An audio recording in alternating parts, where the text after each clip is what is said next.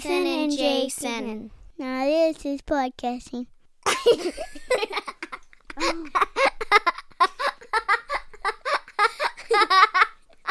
Here we are at our second recording of the day.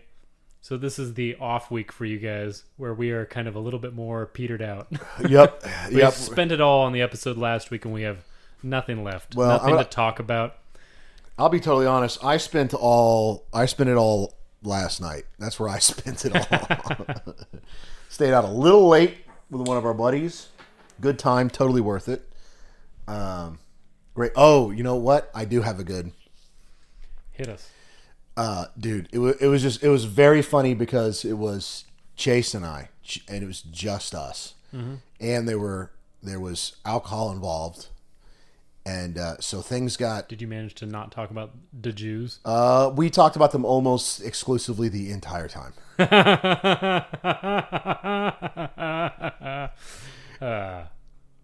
It got very racist very fast. We were loud at the bar, sitting at the bar at Don Juan's, loudly speak because it's so loud in there, speaking over everybody. I have been in there once, and it is terrifically loud. Yeah, very loud. Loudly ranking our favorite races by personal preference. Oh my goodness. So, yeah, it was. Alrighty then. Yeah, it was. It got real racist real fast. Was this based entirely on skin color or just cultural preferences? Ethnic. Well, no. Was it based on foods? No, Chase was doing cleanliness.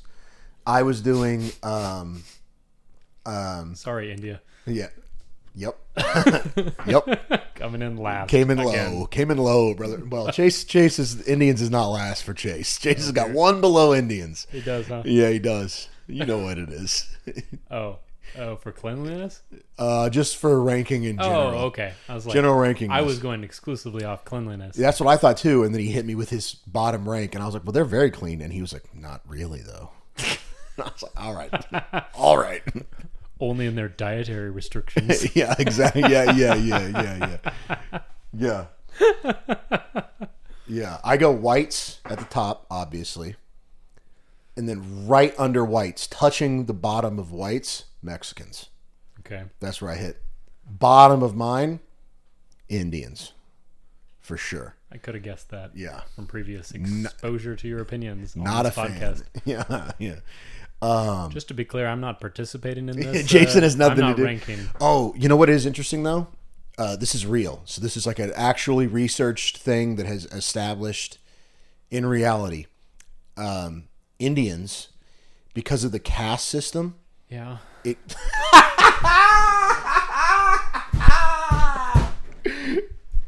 Because of the caste system. This is podcasting. This is podcasting. Now this is podcasting. Call me Dave. Because of the caste system, Indians have created an IQ disparity.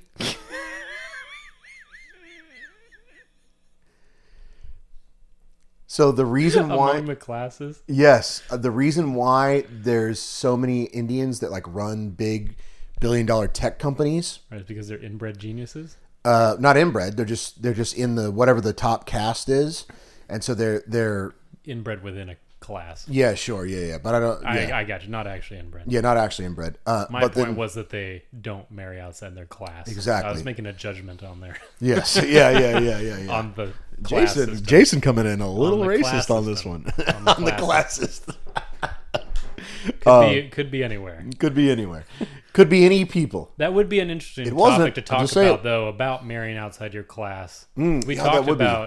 We talked about marrying across cultures and how that Right. there's difficulties there. Right. Not But yeah, not moral problems, but just practical on the ground difficulties in merging two people's lives and trying to become one when you have been raised so fundamentally different. Yeah, that's true. There's a lot to talk about there. So I mean, I guess yeah, I'm judging from a lofty like Northwest liberal background of like, well, you shouldn't disparage other people of different classes, you know. But it's like, I am not going to marry someone who's from a very, very wealthy family because I just Yeah. Well, one, wouldn't come into contact with them very much in my circles, Sure. and two, so I mean, I guess it makes sense to marry in your class because those are the people you associate with, and you already Right, you're around them. exactly. That's why those big.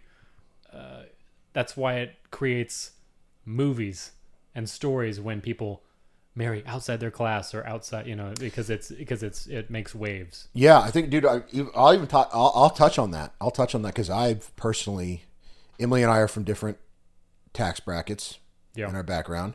Emily's family, I think they're probably upper middle class. Her dad's an IT and makes probably. I don't know the specifics about their salary. How much exactly does he make? I don't know. Ethan? Yeah, I wish I could tell you. Right, I would. If I could, I would. None of them listen to this, so I could say whatever I want. But not And it really. wouldn't reflect badly on you at all. No. Yeah, it wouldn't sound weird or strange. Yeah, exactly. So nice of you to lift her out of poverty. Damn, dude, Jason's on one today. She better be real grateful. Yeah, right. Well, that was one of the things that was we hit like I don't remember what it was. How But, did she develop a taste for oysters being so poor?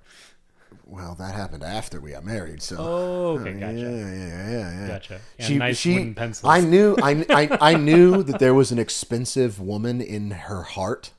Gotcha. And that's part of what I kind of wanted that. Like when I was looking for a girl, I was like, I want a girl that's going to cost money. But has the humbleness built in as well? Yeah, I don't know. No? Well, I wanted a girl. I knew that I wanted a girl that was going to cost money because I knew that I wanted that level of pressure on You me. hear that, Emily? You cost a lot of money. She does. She's got some expensive tastes, dude. Yeah. Like her coffee habits. She's got some. She keeps it low key, dude. She plays like she's this humble little homesteader, dude. But she's got some expensive habits.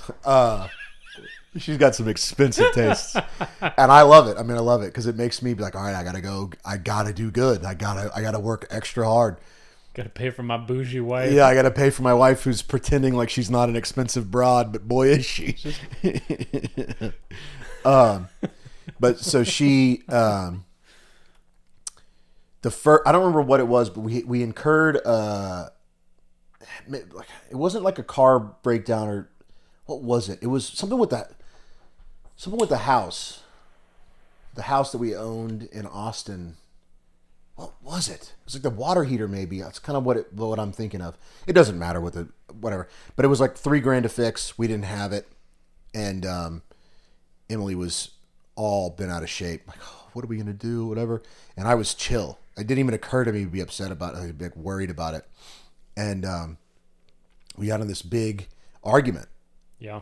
And I realized that we had a very fundamentally different idea of money, because it's just always been present in my life. Like there was never a time when like You couldn't pay for something you needed. yeah, it was just always there. So I was just in my head, I'm just like, well, the money will be like, we'll figure it out somehow. Yeah. And so that was a big cultural, and like she was like, what are we gonna do? Whatever, blah blah. And ultimately I realized that, and then I was like, Emily, we're just gonna ask my parents for the money.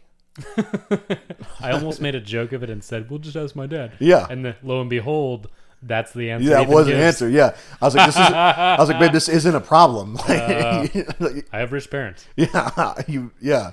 We just asked my parents for the money, and she was like, "What?" I'm from a fat cat family, babe. Yeah, It ain't yeah. a problem. Yeah. So I was like, yeah, we'll just ask my parents for the money. And she was like, what are you talking about? And she was so uncomfortable with it. And I just called my mom and I was like, hey, this is what's going on. Whatever. Can we have $3,000? And she was like, yeah.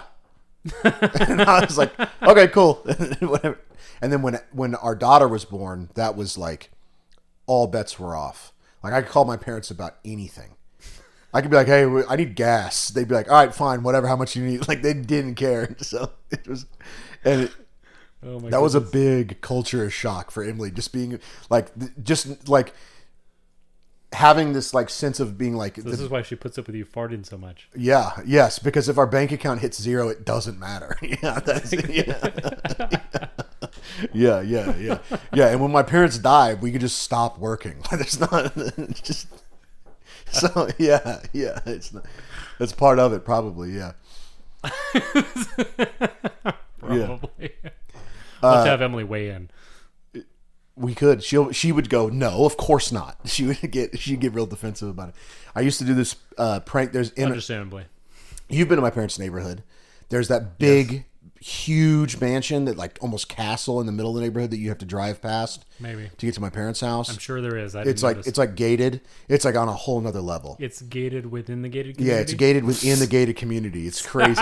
Yeah. One gate's not enough to keep out the peasants and the Mexicans. Yeah, exactly. I have to have two. I have to have two. And this one has with spikes some on armed top. guards to shoot anyone who dares to climb over the fence. Yeah.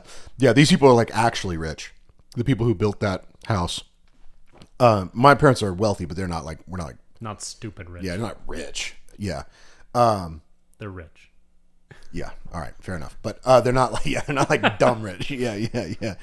They're not billionaires. Yeah. Not by any means. Yeah. But these people, the people that built that house, there's a lot of millions below billion. There's sure. Yeah. But these people are like there's that was billions is where they were at when they built that house. And to mess with my friends and to mess with Emily, the first time I used to bring people, like I'd go home for Christmas or whatever and bring friends home, I'd pull into that driveway and roll the window down and start like putting in the code, like as if it was my house. And then I would, get over and then I just put him. I'm just kidding. That's not my house. Back up. And they're like, "Oh, thank goodness." Yeah, every single time without fail, they'd be like, "Oh man, that was crazy. I really thought that was like." Emily was like this. I was like putting the code, and I'm like, "Oh, what the heck?" And I looked over at her just to kind of gauge her thing. I'm like, "Why isn't this working?" I looked over at her, and she was just like this. She's in the passenger seat, not looking at me, looking straight forward with her hands in her lap, like this. Like very serious. I'm not look prepared on her face. to be in this house Yeah. in these clothes. Yeah. And I was like, I'm just kidding, babe. This is not my house. Not smelling like money. Yeah. And she was like, oh my gosh. She was like, yeah, I really thought it was. And I was like, what did you think? Like, what was the thought you hit? And she was like, I mean, I had some sense that like your family had money, but I didn't think it was that much. She was like, very whatever. And then we pulled up to my parents' house, and she was like, this is not that much small. She was like, this is like almost the same thing. I was like, definitely not. That house is almost twice the size of my parents' house. But that's funny. Yeah. So marrying across classes, that's a very good point. It does have weight to it. It does have weight because it will change how. So it's not just a pompous thing, right? It's not a pompous thing because it has practical effects because it will affect how your spouse thinks about money and how you think about money. Which is a huge somebody deal. Shared something on deal. Facebook recently, and it was talking about the 3 classes basically in America. So I mean, we have a class system too. It's unofficial, and really it's just financial. I would argue it's just financial. Right. So like you're either poverty, middle class, and the rich. Yeah. All got 3 broad categorizations. Yeah. And it was how they view relationships, sex, money, eating out, that sort of thing. Yeah. It was very interesting. A little graph talking about how each one, not even talking about, just a blip on how they associate each one, what their businesses are like. And it was very much like associations, contacts, for the upper class. And, Yeah. Yeah. Money is for entertainment for like for poverty and for being managed as the middle class and being invested as right, that's a big one. Or influence or whatever. That's a really, really big one amongst people. One of the things that I've noticed is that people who do not exist, that was one of the things I noticed when Emily and I got married was that she had this very strict. We've talked about this in the taking risks. Like that was not something you did with money. You did not take risks. You did not buy something that you hope would increase in value in the future but had a chance to go to zero. It's not something you did with money. Right. But to me, that was exactly what you did with money. Right. It never occurred to me to not do that. It existed to put it towards risky ventures that would double or triple it. Right, because if it went to zero, what does it matter anyways? I don't care. Right. But also, what do you care if it increases? Coming from the middle class. Yeah, if it increases... coming from the middle to lower middle class, I'm like... Right. My parents were thrifty savers to the point where my mother did not have an engagement ring. Damn. Yeah. That's how much they saved to do that. Yeah. And that's not the saving thing. They suggested that to us, and I was like, no shot. I'm getting her a cheap wedding ring. I'm getting her a cheap engagement ring, which is getting a rock. Yeah. And that's not that I think is shared amongst at least middle and upper classes. The thriftiness and like my parent, like we never Upper class it is? Thriftiness? Yeah. Oh yeah, man. Example. My mom Give examples. to this day still and has always shopped at TJ Maxx. Okay. Always. So what's the difference then between that sort of thing? I know you buy a lot of your stuff on eBay, a lot of your clothes. Yeah, all my clothes are old. And you guys are well dressed. You know, you have style that you stick with. I don't see you in random assortments or shirts with holes in it and things. Right. Like I wear things until they fall apart on me. That's true. But you have a cohesive. Your family has a cohesive look For church. Yeah, that's true. Yeah, that's yeah. true. Yeah, At home, it's like it's all about Emily holes in always looks. Your wife always has a. Every time I've seen her, she's been wearing a unified. Good. Yeah, she does take care of that. Yeah. Your wife always is just well dressed. Yes. When you get off of work, I've seen you come off of work. When you came home from working. Yeah, and that of course, but you're dressed as for the job. Right, you're dressed for the job. That's a practical thing. That's a pragmatic thing. Yeah. My wife is on me to get rid of, so that I got a bunch of, every year there was EMS week, which is like emergency medical services is what EMS stands for. And they would have like a barbecue and whatnot and just like celebrate you all being paramedics and EMTs. Yay. Yeah. And the hospitals would sometimes have extra stuff for you as appreciation. Like there's nurse appreciation week and there's EMS appreciation week.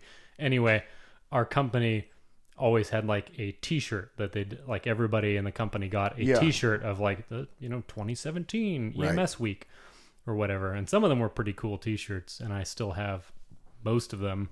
Some of them have got some holes in them, and they are my like farm working shirts, and I was like, why can't we just throw away a couple of these?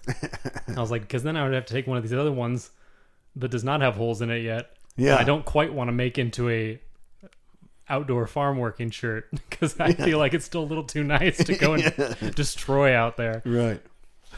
Yeah. So thriftiness. But okay, so good point though. There's the whole thing of the millionaire next door that you don't know is a millionaire because they drive a Honda Civic. Right. They dress in normal clothes, but they're loaded because they don't blow it on stupid luxury things. Yeah. And that's like what the poverty level is like. Look as good as you can. You have like this dumpy apartment, but you've got a brand new like sporty car sitting outside that you make payments on somehow. Yeah. I don't know. Probably because it just gets if you're on like food stamps and everything else, if you have a lot of your bills paid for through government, then I guess you can afford the payment. Yeah. I mean, like, eventually those cars just get repoed, but yes. True, but for a little while, at least your status symbol, you've got I can silence that. Yeah. Yeah, and that's one of the things is like one of the things when you I really hate using this term, but I really don't know how else to say it, so I'm just going to say it. I'm going to grit my teeth and say it. But when you come from money, which my dad didn't, so my dad was poverty line. So your grandfather made his money after your dad was grown, then? Well, that's on my mom's side. Oh, okay. Gotcha. Yes. That makes sense. Yeah. So my your dad married out of his class then. Yes. Well, when they met, when my parents met and married, her parents made no money. Oh, really? Yeah, they made no money. Okay, so he did make all of his money basically after his children were grown. I think about halfway. So the age disparity between my aunts, they had all girls. Okay, gotcha. It's kind of wide. Gotcha. Yeah. Okay, so she was grown, but a lot of her siblings right. weren't. When she was my mom talks about all the time about how when she got into college, she felt kind of cheated because her parents started making a ton of money, so they're taking all these like lavish vacations with her little sisters and not her because she had to stay for school. Her sisters had a completely different upbringing. Totally different. Jumped classes. After she was out of the house. Yeah. And they're like, sorry, we can't help you with college. No, they definitely helped. But well, I thought that's where that was going. Oh, no. They couldn't help me with college, and then as soon as I graduate, they're in Maui every other week. Yeah. No, by the time my mom got into college was when my grandparents started making a large sum of money, and so her little sisters got to enjoy all the benefits of that, and she got to enjoy very few of those benefits. So, but that's, anyways, yeah. My dad was very poor, very, very poor. Right. Poverty line. I don't think that they ever. In fact, I know that they were never wanting for food or anything like that. They were never that poor. Right. But it was. They were scraping by. Yeah, they were scraping by for sure. Which is funny because now my dad is not that way, and there's still so many habits that he has that those, are like those Depression era kids. Yeah, Never lost it. never lost it. Still rationing toilet paper. Yep, and like there's you can walk into the kitchen sometimes like on the holidays, and he's spreading ground chicken liver, like over saltines, and be like, "This is delicious." I'm like, "Dude, that's disgusting. This is poor people food." And he's like, "I know it's poor people food. That's what I ate. good. Yeah, that's what I ate." Yeah, so This is the height of luxury. yeah, like that was nice. Yeah, dude, and he'll incur some problem that's like menial in its price to fix relative to his Right. income. Yeah. and do it himself. Yeah. Because it's like he just can't Bring himself to pay for that. Yeah, exactly. Yeah. Whereas I grew up, we did not have a ton of money when I was little, but by the time I was in grade school, that had changed, and so I don't have much of a memory of us not being the way we are now, my family, Right. and so I am very different. Obviously, Yes. Jason was just laughing at me because I bought a $32 box of pencils. They're nice pencils, though. They are nice pencils. Which brings us to our sponsor, which is Blackwing Natural Blackwing Wood Pencils. They Thank also you, Blackwing. Thanks, Blackwing. They also hate Indians. Not sponsored by Blackwing. Yeah. So yeah, there is a disparity. Oh, we were going to talk about the thriftiness. That's the thing you were Yeah. going to ask a question. Were you going to ask me a question? I just thought it was interesting. I think it's fascinating the people who grow wealthy through good money management. Yeah. So it's kind of, I guess, the middle class. This is not the kids born into obscene wealth who never achieve anything. Right. And who But have most of those kids do. Workaholic parents. Most of the kids that are born into obscene wealth do. They do often achieve things. That's a fallacy that they're. Is it? Okay. Yeah. They often go on to do very. I'm thinking of like the things. workaholic parents who aren't around and don't raise them, so they're like Right. they're They're- doing lots of drugs in high school and this and that, and they suicide squander rates their are hard wealth and things like that. Yeah. The fortune's lost at their behest. Yeah, that obviously exists for sure. But for the most part, very wealthy families are wealthy because it's a multi-generational habit of them being good business people and thrifty and good money. passing it on to their kids. Right, and passing on teaching, their like kids. the reason why we have these things Right, is not right. because Right. Yeah. Exactly. we go blowing it. Right. Yeah, and that's one of the things that you can. That's what I was going to say about being born into money is you very quickly can tell who's fake rich and who actually has. Like we went Because of the way they yeah, enjoy it. When I was out of town, we went to this steakhouse, and I'm sitting at a table full of people who have come from varied degree of backgrounds, some similar to mine, some not, and but we're at this steakhouse, and the steakhouse looks like the Metropolitan in Las Vegas, which is a super like gaudy, very it's just not classy. It's extremely blingy and fake. It's very fake rich. Trump with no class kind of look. Yeah. Very Trump with no class kind of look. There's a lot of gold in the wrong places. A lot of gold and silver in the wrong places. A lot of lights. Yeah. And so we're at this steakhouse. Are It's these like this. LED string lights? Yeah. Exactly. Yes. And I hate LED string lights. yeah. But so there's at this steakhouse. Somebody was given $1 billion, but it only ever decorated pot shops. Yeah. Exactly. Yes. Then that's exactly what it's like. And What about some glass art in here? yeah, at this steakhouse there was crappy glass There was a art. DJ like in a DJ booth. Yeah. And the music was like bunz, bunz, bunz, bunz, bunz. And they were bringing out one of the ways here for all of you guys out there. One of the ways you can tell someone is fake rich is if there's sparkles involved in them getting food or drinks served to them. Oh, is If this there's where like a they, sparkler Oh. If there's anything like that, that's fake rich. That is somebody who thinks this is what rich people do with their money. Right. Going out with like they got a bonus, they got their tax return or whatever. Yeah. And they're gonna go blow it. And that was like every other plate that came out of the kitchen of this steakhouse was like sparklers going off and like all this, and the place was loud. And that is not real rich people are very low key. Like real rich people who have wealth that exists through generations. They drive $10,000 cars. Again, Jason pointed out, all of my clothes are secondhand, all of them. Mm-hmm. I've seen him searching on eBay for them. Yep, I'm 29. He got real into it one day when we were here recording. Yeah. He's just scrolling down, going, "Oh, yeah, yeah." I get real excited. It's only $27. Yeah, exactly. It's only $27. Buy now. This was $500 when it came out. Yeah, I'm just giving you context. I really want to emphasize that I'm not bragging here. I'm just giving you context. I'm 29. I'm in the top 1% earners of my age bracket. All of my clothes are secondhand.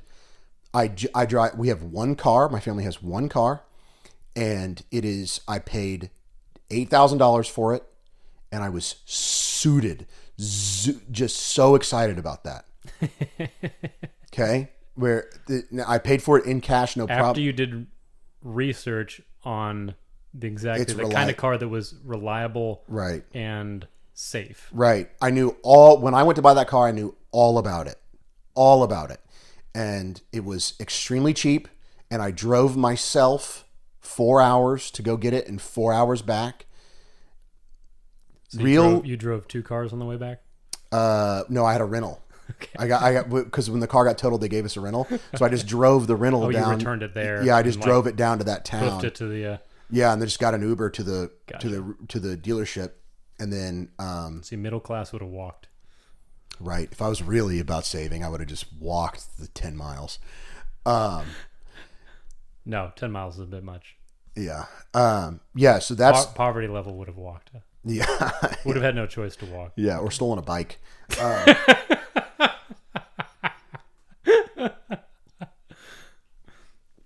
Yeah, so that is like, there's a really amazing interview in his car. Jeff Bezos is getting interviewed in his car. And this is post Amazon getting really, not really, it hadn't grown completely yet, but he was a billionaire. Like pre-COVID? No. This was, this is way earlier, like 10 years, oh, okay. Maybe 20 years ago. I remember Amazon was just books originally, I thought. Right, it was. I remember thinking like, okay, Amazon's an online bookstore. Right. All I knew about Amazon back in the day. Yeah, because he was very smart. And he saw the niche and knew that was where he was going to get started. But he had the vision for what Amazon is today. Yeah. Even back then. He's doing this interview in this car. And the guy's like, so you're worth, however many billions of dollars. And he's like, yes. Mm-hmm. And he goes, why? This is a Honda Civic. Was he literally driving a Honda Civic? He's literally driving a Honda Civic. Which is Civic. a car I just said rich people low-key drive. Right, exactly. Because it's reliable. It's reliable. It's not crazy expensive. Yeah, and they were like, and he was like... Holds its value. He was like, why are you driving a Honda Civic? And he was like, this is a good car. Why wouldn't I? What are you talking about? Like, totally kind of smiling, kind of knows. Okay, I was like, he's not stupid. He knows, right? Yeah. Kind of smiling, but also... But he's also pointing out... He's low-key saying it's stupid. Yeah, he's drive luxury vehicles. Yeah, he's like, what are you talking? He's like, this is a good car. And he's like, why wouldn't I drive? He was like, yeah, it's a nice car. What are you talking about? It's a Honda Civic. Like, this is going to last me a long time, whatever. And that is people. I think people who are not wealthy see people who are wealthy. They see the like extravagance. So like you see Jeff Bezos's on Instagram or whatever. Somebody takes a picture of his yacht and it's like the size of a small plane or whatever. It's huge. Not a small plane. It's way bigger than that. But it's a city. It's a floating city. It's huge. Right. And they go, look at this wealth. He's flamboyant and exposed, whatever. You can't afford to pay his employees more. Right. here's the thing. Jeff Bezos bought that yacht not because I guarantee you Jeff Bezos probably cares very little about that yacht. He bought it because he has to put that money into something. It can't just sit in cash. It's irresponsible to just sit it in cash. I gotcha. It's $100 million yacht. So you he's can't have investing to a degree. Yeah, and yeah, you buy a $100 million yacht and then you rent it out during the year, and then whenever you want to go on it, you just go on it. But it's generating money for you, and so it's protecting against inflation, protecting against depreciation and asset price increase. That's what it is. So when you see truly rich people spending a lot of money on really expensive stuff, it's very rare that that's because they're indulging in some extravagant thing. It is almost entirely an investment that is generating cash flow for them, that is protecting that particular amount of money from depreciation. That's what it's doing. Like buying gold, but Right. actually bringing money in instead of just holding it. Right. And then there's obviously rich people are going to, like everybody else, rich people are going to have things that they enjoy and like. And Sure. They develop a taste for steak or whatever. right. Yeah. And so My uncle is the wealthy one in the family. My dad's oldest brother. He made his money building. He worked his way up in construction. And he talked about how he used to buy like rundown cars and like go through the whole engine. Like he was a jet mechanic in the Navy. Like he knows his way around blue collar stuff as well. But so he worked his way up into upper management construction, building overseas intel facilities. They lived in Israel for a couple years at least while they built this, while he oversaw the building of these like millions and millions, probably $1 billion projects. Yeah. Okay. And so, but like, and he has a nice house, like a nice designer house, but where was I going with this? Oh, so he developed a taste for like nice food, you know, good quality food. Yeah. And, but just really enjoys like the taste of this and you gotta have Texas pecans. Like he orders Texas pecans because those are the best pecans. Yeah. That sort of thing. Yeah. Like, well, I like these. These are the best pecans. Why wouldn't I order these instead of getting local stuff? Right. Yeah. And that certainly so as far happens. as rich tastes developed, but not extravagant. Not like I'm going to have sparklers on my pecans because I'm an ass. Right. Exactly. I'm not going to do gold flakes on my steak. Yeah. So that's one of those Why? things. Yeah. Why, dude? And It doesn't taste good. Every time you see like a video of somebody getting like served a steak with gold flakes on it, the person like cuts it by their table with like a disgusting knife and ruins the meat. It's just like, obviously the people sitting at this table have no idea how to actually treat a good steak. Yeah. And so they're just impressed by the gold leaf. Yeah. You know, it's right. like that That's kind what of wealthy people, I have the money to spend on this, $500 steak. Right. And those people get washed out. Those people won't have that money for that long. First and only generational wealth. Right. Yeah. First and only generational wealth. It's not even generational wealth. It's hourly. It's going to be gone in a minute. Yeah. It was with that steak. Yeah. Exactly. Yeah. So yeah, that's, I just, obviously I am a child of a different tax bracket and I get defensive for rich people when people start dogging on them or whatever, because it's just the reality of the situation is just not what you think it is when it comes to being wealthy. It's just wealthy people, real wealthy people. They drive Lexuses because Lexus is owned by Toyota. Right. So it's a reliable It's vehicle. a reliable, and it's a nicer trim. Yeah. It's a nicer trim. You get nicer speakers, you get a sunroof, whatever, like all that stuff, but it's still a Toyota. Right. Yeah. And so I just bought my wife, that car I just bought was a Volvo, but it's a 10-year-old Volvo that I got for $8,000. Like no one, you couldn't tell that I am an 1%er just seeing me, Yeah. because I'm literally the shorts I have on are 10-year-old, they were stitched together in the 90s. Nice. They're old. These are old shorts.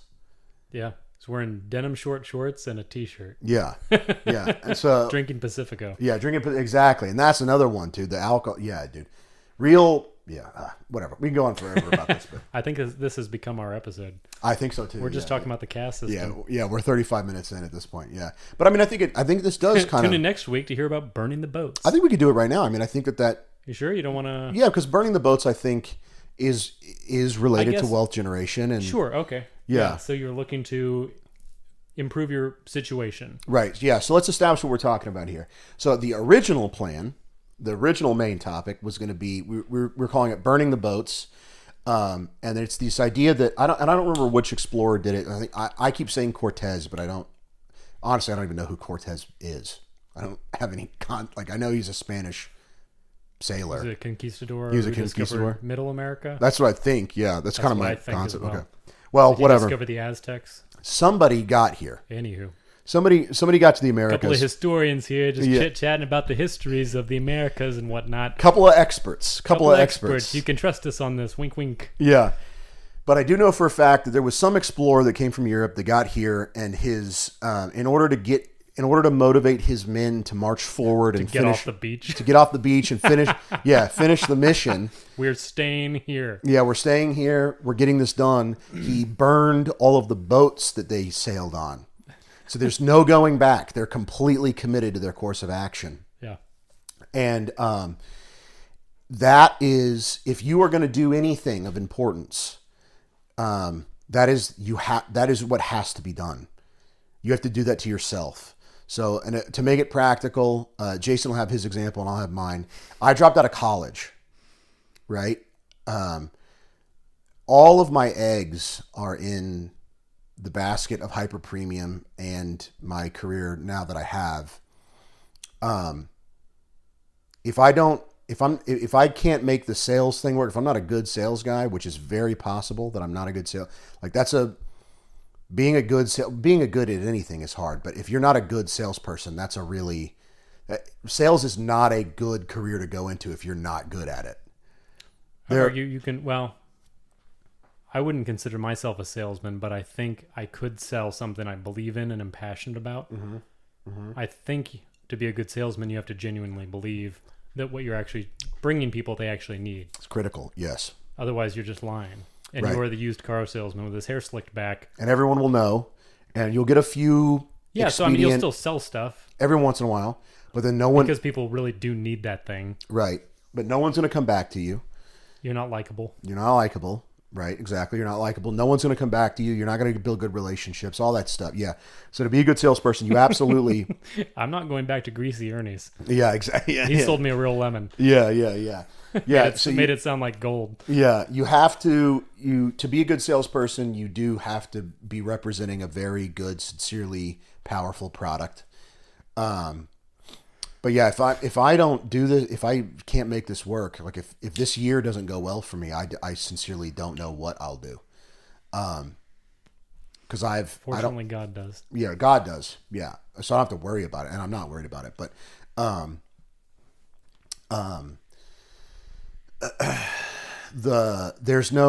don't have a college degree, so I can't. There's no other field I can go into that would generate this amount of money. Like it's this or labor. Like that's it for me, and I can't do labor, so it's this or homelessness effectively. Hope only likes cardboard. Yeah. Her expensive tastes are about to get real cheap. Yeah, so I've burned the boats, right? And so I don't have a choice. By dropping out of college. Yeah, by dropping out of college, by like saying the N-word on the internet into a microphone, like eventually someone's going to hear this. Yeah. And eventually and it won't be hard to figure out who I am. It'll take 30 minutes to dox me. It won't be hard. And so I have burned the boats for sure. This is my path, and there's no way there's no other path. This is it. Yeah. But that's required for greatness. And you've burned the boats too. Yeah. Commitment is required. You have to commit. Yeah. No, I burned a couple boats. So I've talked about it before. I'll recap briefly, but I was a paramedic. And when the jab came up as a mandatory aspect of keeping the paramedic patch on my shoulder, I said, no, thank you. And left the company and also left EMS behind. I was looking for a path out anyway. So I did not want that to be I'd come to the realization that it was the shift work was not very conducive to good home life. And so my wife and I both wanted something different. And we looked around. We wanted to get on property. We had decided that we wanted to have a more family-centered... I wanted some sort of work that my children could follow me in if they so chose. I'm not trying to raise them in such a way that, like, you have to take up the family, business or you're disowned or anything like that. But I want something that they could take over. Yeah. And something that they don't have to necessarily go and, at least in the current college system, spend exorbitant amounts of money getting educated for. I have no problem with higher education if it basically guarantees you a job. If there are jobs in that sector and you need the education reasonably to do it, then by all means go and do that. But do the math first and make sure that there's a job waiting for you, or reasonable expectation that there will be a job, and that you can pay off your student loan debts. Or if you can get through college without the student debts, great. If you have parents who can do that for you, or if you can work through college, that's all math that you have to do. I did not want to go back to college. I did not enjoy schooling. I enjoy learning, but I did not like doing it for a grade. And I wasn't truly passionate about paramedic medicine anyway. I have a buddy who's lives in Wyoming. He left the same company that I did for the same reason. And we talk on the phone once a week if we can. And he's like, he has the paramedic bug. That is his calling and passion. He's working 2 full-time paramedic jobs right now. No, he just loves it. Yeah. Yeah. It's in his blood. Hell yeah. Yeah. That's awesome. He lives and breathes this stuff. Yeah. And I was like, yeah, I was never a paramedic nerd that way. I'd get nerdy about some things, but some guys would just study it like it, suck it up like they loved it. Yes. I loved aspects of it. I had a lot of fun sometimes. Yeah. But I don't miss it to any great degree or feel that I'm missing my calling by having left. Yeah. Anyway, we were trying to find land because we wanted our children to grow up. I like being outdoors. I thought it would be really neat for them to have the great outdoors right outside their doorstep and to, run around, have space, basically live in a giant park, have trees to climb, have critters to catch, have creeks to play in, crawdads, the whole bit. Like, those are the things that I loved as a kid, tromping through the woods with one of my buddies, probably my longest running friend, Chris, and different Chris than our brother Chris. Right. But haven't known Chris for as long, even though he's a closer brother now. But yeah, running through the woods with machetes, hacking trees and stuff like that. That's what I loved. So I was like, that's the classic American upbringing. Yeah. And I wanted that. I wanted to own land. And we simply could not afford that anywhere in our area. Near the metropolitan area, of course, it's more expensive to buy land. And it's like, you don't make enough as a paramedic to do that. So we burned the boats by selling off everything we had there, and then using the cash from that as a bloated housing market in Oregon, and we were able to purchase land outright here. I don't know how, if I ever wanted to move back to Oregon, it would be extremely difficult to go back and be anything other than a renter. And even then, I don't think I'd be able to go back and get a job and be able to afford on a single income. We could not afford to live in Oregon, period. Yeah. I don't know. Other people need roommates. They need both spouses working, that sort of thing. We wanted my wife to stay home all the time, and we wanted the kids to grow up with me around as much as possible, so to not have to work crazy hours. And so that kind of puts us in, it's a very narrow... Right. I can't go back to school and accrue a bunch of debt to do something else. So we thought about that. And it's like, well, how do I make more money? Well, I'd have to get a degree in something that makes more money, but I have no idea what that would be. And I don't really enjoy school, and I'd have to do that with kids and study. We'd have to live on student loans for 4 years or something. It's like, poof, no. No way. And then be saddled with that debt. We were trying to just avoid debt, too. Yeah, yeah. We didn't have any aside from the house debt, mercifully. And so we were able to, obviously, when you sell a house, you pay off the debt from that. So we were able to buy it outright here and build on it. And we're also building a very non-conventional house. Yeah, that's true. A Very house non-conventional. a house that is not going to be very resellable. Yep. So I've more or less burned the boats by putting all of our money into land and a house that I wouldn't be able to sell for the money I've put into it. Yep, that's very true. That's So- very true. Yeah. I I doubt- wouldn't buy your house. No, Every time I walk into it, I go, I'm glad they like this. ouch. Honest. I'm just kidding. Y'all's house is cool. It's when you get done, it's going to be really cool. Yes. No, it's not much. It's nothing to look at right now. Yeah, yeah. Well, I have a friend. My friend Roy calls my kids the boxcar children. that's not bad. We live in 2 shipping containers welded together in a big pit that it will one day be buried and be an underground house. Yeah. So we're gonna live in a hobbit house. Yes. It's not quite a hobbit house yet because there's no hill over it. Yeah. But there will be. It will be. Yeah. So what am I saying? So I've burned those boats. I can't get the money back out of this. It's here. We are staying on this property without completely starting over. So it would take an act of God to move us from where we are now.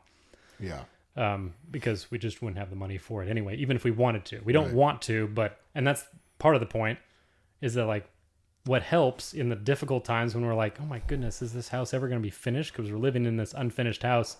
We literally have cardboard covering the walls to keep the baby out of the insulation Yeah. because we haven't had the time to put up the walling yet because there's been so many other things taking up our time. So it's Right. like it's a very unattractive house to live in right now and very small. It's 640 square feet and there's 6 of us Yeah. Dude, and a that's dog crazy. and a dog. Yes, that's crazy. It's a 2-bedroom, 1 bath, and the bedrooms are, one of them is 8 by 10 feet. That's the one 3 of the kids are sleeping in a triple bunk bed.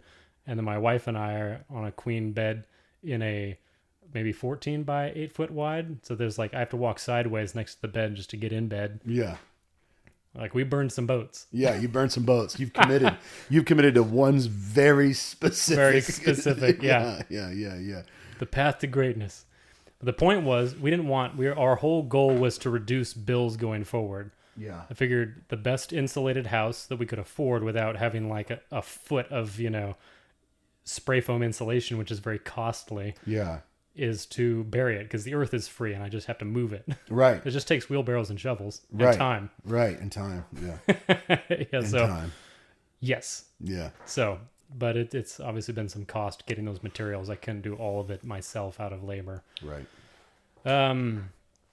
But we also, the other part I did to burn the boats was, my parents are very traditional and middle class in that my dad has, worked very steadily and my mom has stayed at home until all of us were grown and she's gone back to part-time work. But they have savings. I have no idea how much. I don't know what they're worth, but like they are savers and Yeah. they're frugal. And I'm sure they're just stacking up their retirement money in accounts, in investment accounts, relatively safe investment, like mutual fund kind of stuff. Yeah. To be, it's not going to grow astronomically, but with the trajectory of the stock market over like years and decades, it goes up. Right. A lot. Yeah. So, it piles up. And one aspect of that is my company had, for all its faults, it had a 5% match for the 401k, Yeah, that's great. which was phenomenal. So if I put in 5% of my income, they would put in another 5%. They would match it up to that. So I would be getting effectively, I could save every paycheck 10% of my, I think this is my gross income because it comes out before taxes when Yep. you're doing a pre-contribution. Yeah, when you're doing a Fantastic. 401k, yeah. Yeah. Yeah. So I withdrew all of that. I cashed out the whole account. We zeroed it out. I was texted our CPA at the time in Oregon with questions about it. And she's like, do not do that. Yeah. Do not do it. She's like, I would strongly recommend you not to do that. Yeah. I was like, okay, but like as to my question, Yeah. Because it's, I'm could you doing answer it. the question? Yeah, I'm doing it. I'm burning the boat. Yeah. And Annette, Yeah. Annette, I'm burning the boats. Could you Yeah. just answer the question? I'm very committed to this. I didn't ask you for your opinion. Yeah. I asked you for a tax question. Yeah. But I know anyway, this is a so bad I idea. Paid it. Yeah, exactly. I know it's a bad idea. Yep, I've been told. Yeah. But no, we cashed that out and bought another smaller undeveloped property nearby us that we plan on And we've told the kids too. So our kids know that that is their property and I'm not going to get rid of it. I mean, unless we're going to starve, but I mean, Right. it's not a quick thing to turn over rural undeveloped property anyway. So it's not like that would help with feeding us next week if I decided to sell it. Right.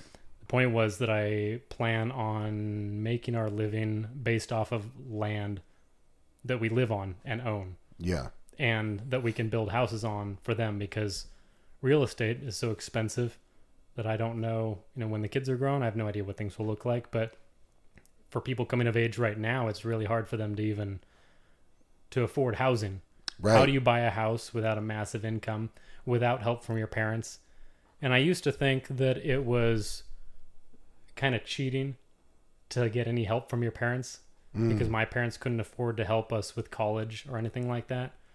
I should say, once my grandmother on my mother's side died, she had a lot more money stashed away than they realized. And so I have a funny story about my parents, what they did with that. And they had a lower middle class reaction to how they spent the money. But anyway, at that point, they did give us some early inheritance money in a Roth IRA so that we could withdraw.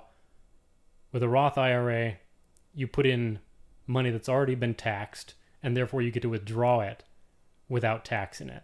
So which is nice that you don't, like with the traditional IRA, you have to pay tax on it when you withdraw it at retirement age. No. So if you withdraw it after whatever the federal retirement age is, then you don't pay taxes on it. Oh, you don't at all? Right.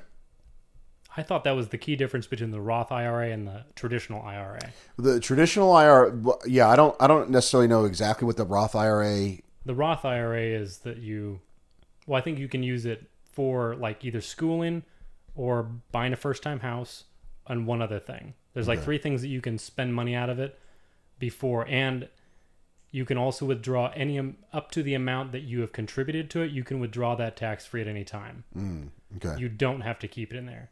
So maybe the traditional, do your own research, folks, but the traditional IRA, you put in pre-tax. And I always thought, at least from what I understood from my dad, that you do get taxed when you remove it even after retirement. But no, yeah, at a certain the point is, at least it gets to sit there and grow. That's the point. Is like you get to put in your gross paycheck amount, and it grows. So you'd still be winning.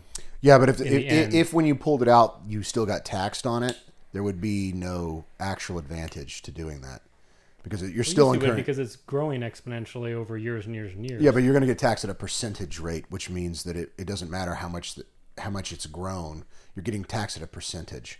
So if it's 10%, if you're incurring a 10% tax, it's 10%. So that grows relative to the amount of money that it is. Relative, but I mean, it still has that extra money has a chance to grow that you wouldn't have put in with the net. Right, but so it's like, yeah, but if you put $100 in and then over the years it becomes 1,000 or 10,000. Yeah. Then what you would have done is pay $10 on it. Mm-hmm. If you didn't do that. Right. But then you did do it. You didn't pay $10 on the $100 tax. But then when you pull the $10,000 out, you have to pay $1,000. Right.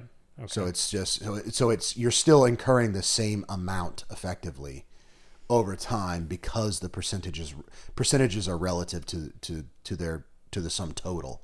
Okay. So you're still paying. Right. You would still ultimately pay the same amount in taxes effectively.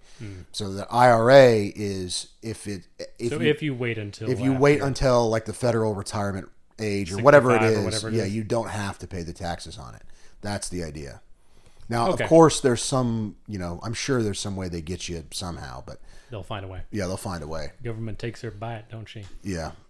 Yeah, exactly. So anyway, we pulled that out early, took the penalty, paid the thousands of dollars penalty on it. Yeah. But then had this cash that we were able to just buy another property outright. Right.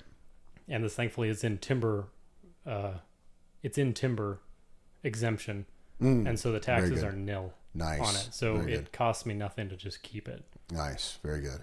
To the tune of $12 a year. Yeah, yeah. So that's a big boat burning. It is a big boat burning, and I do not recommend doing that lightly. So you should never burn the boats lightly in general. Right, burning boats lightly. This is so don't go out and do rash things. Yeah.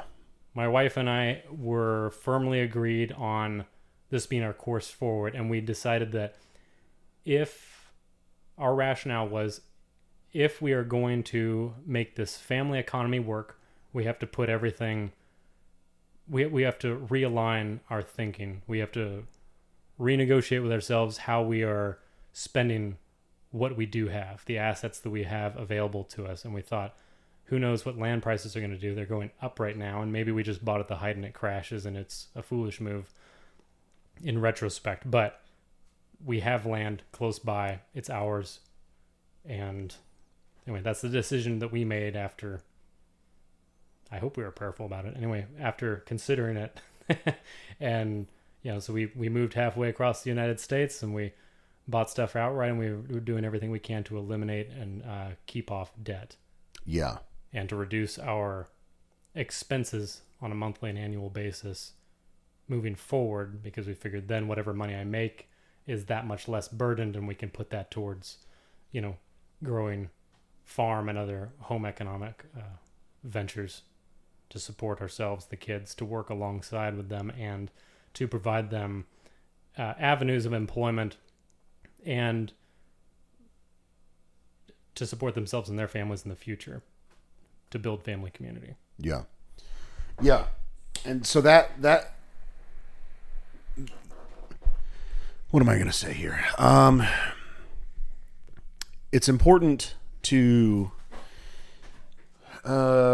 it is important to commit to a course of action, especially the more extreme. Here's what I'll say: the more extreme your vision is, the more extreme your level of commitment is going to have to be.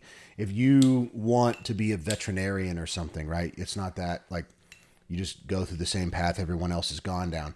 But if you want to do something like Jason's choosing to do, which is basically work against the entire economic system as it exists today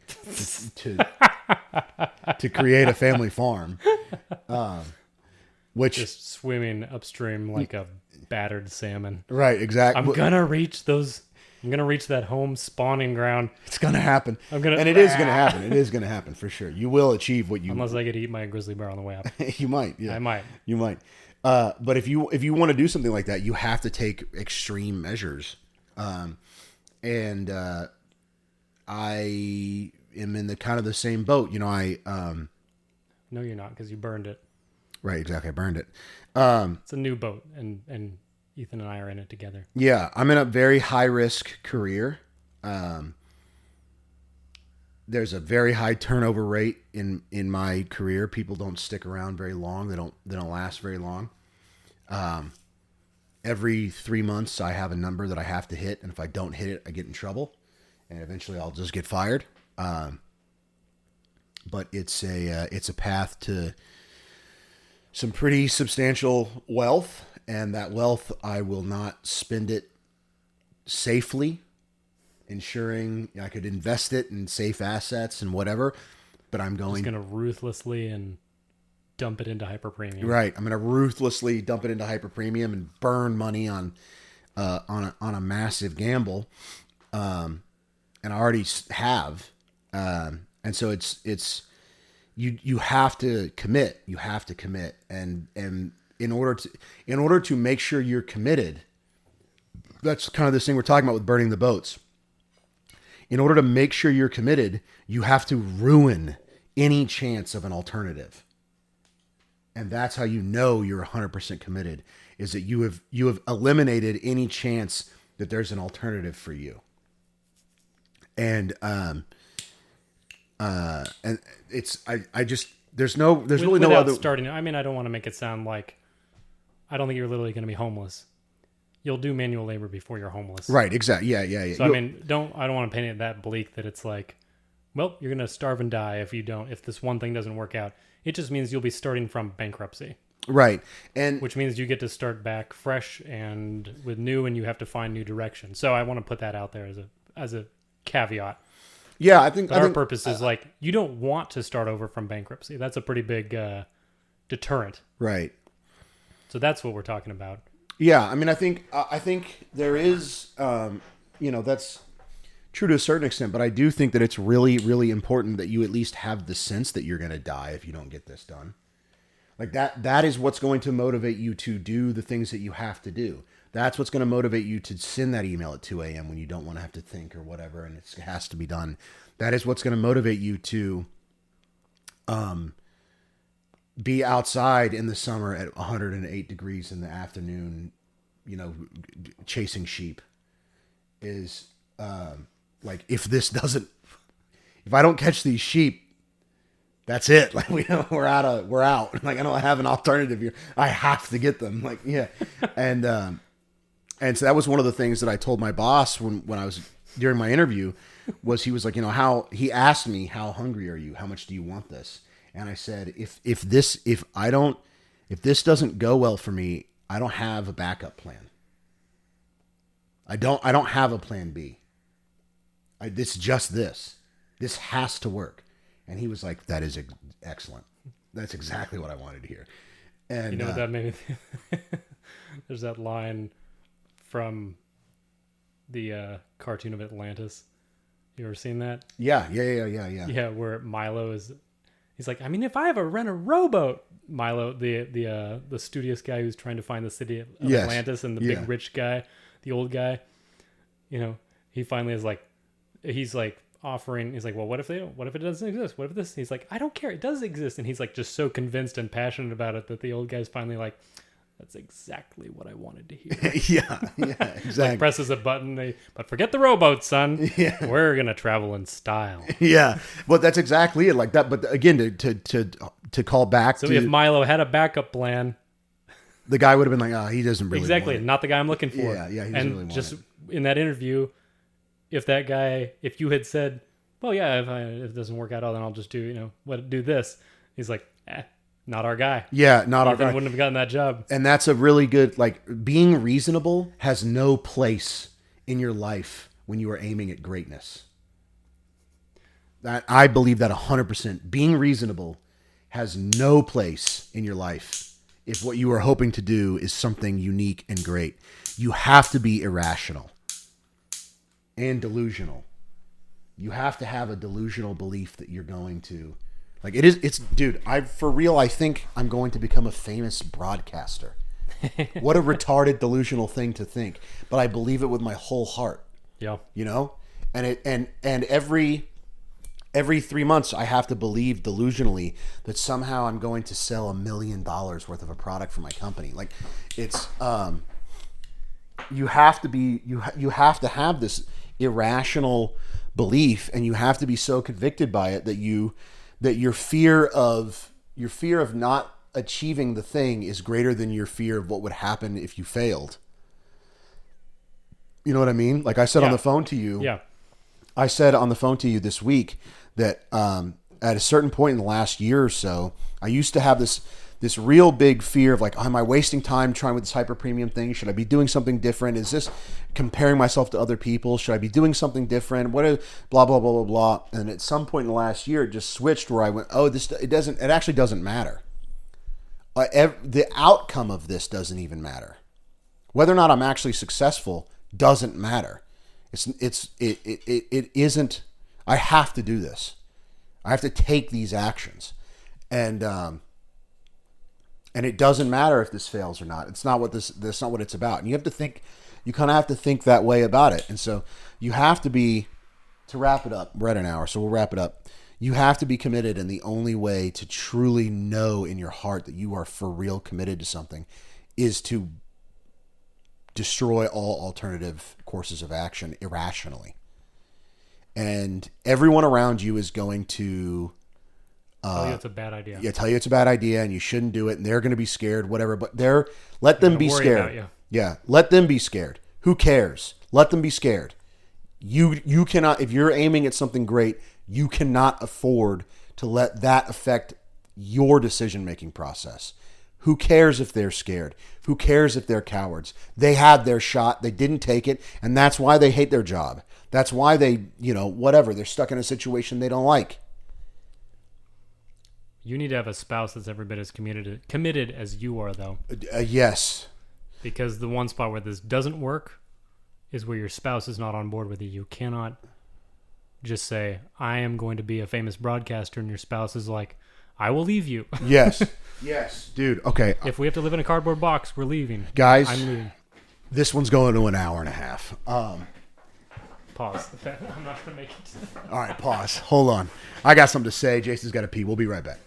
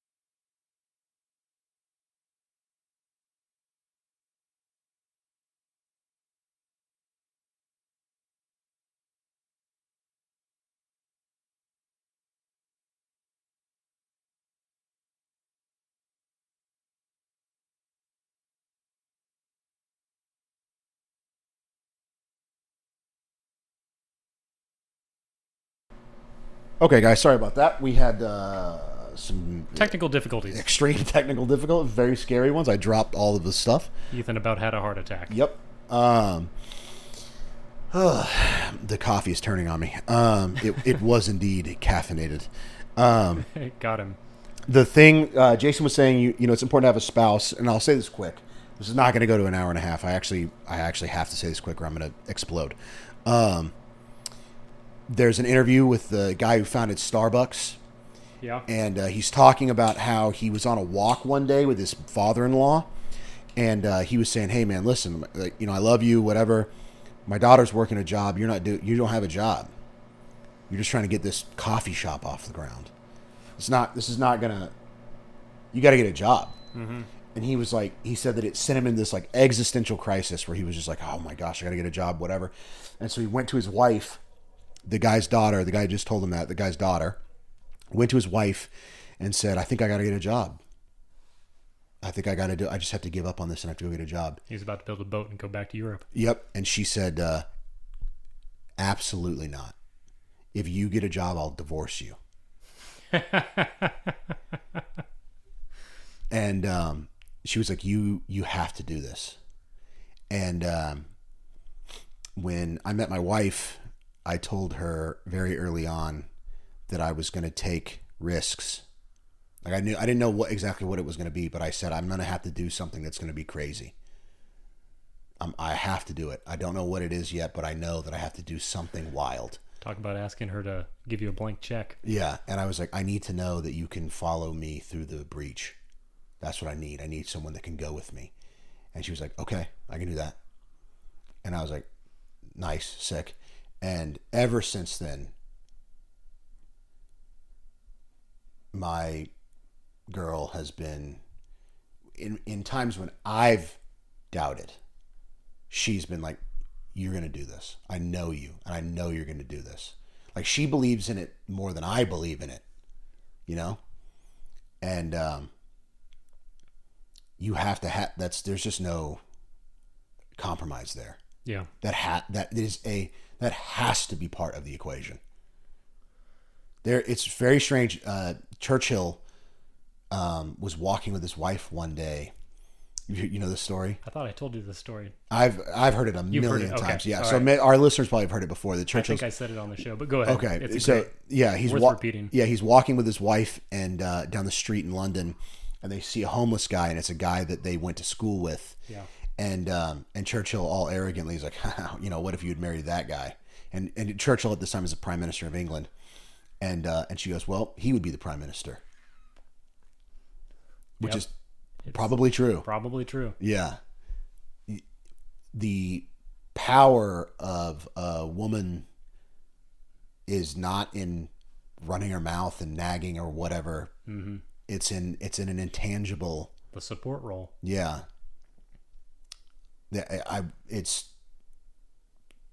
Dude, if you're going to burn the most important partnership. yes, if you're going to burn your boats and you don't have a girl with you that for real believes in your mission, you're going to die.